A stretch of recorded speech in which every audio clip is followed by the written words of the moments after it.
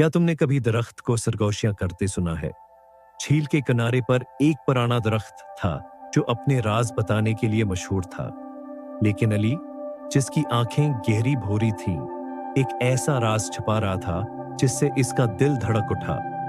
फसलों के मेले में सब खुशियां मना रहे थे जब अक्लमंद आदमी ने खबरदार किया, पुराने दरख्त के पास एक पैगाम है, हमारी सब्जियां बीमार हो सकती हैं। अली ने एक मुरझाया हुआ गाजर देखा और फौरन समझ गया। उसने बहुत ज्यादा खाद डाल दी थी। वो सच कहने से डर रहा था, तो वो पुराने दरख्त के पास गया। एक मध्यम सी आवाज आई, चाहे मुश्किल हो, सच्चाई उदास दिल के लिए धूप की तरह होती है।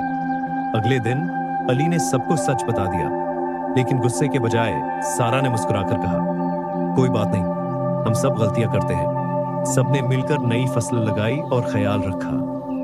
जल्द ही सब्जियां बड़ी और मजेदार हो गई और उन्होंने खुशी से एक दावत मनाई। अली मुस्कुरा दिया और पुराने दरख्त के पत्ते सरसरा कर बोले, शाबाश अली,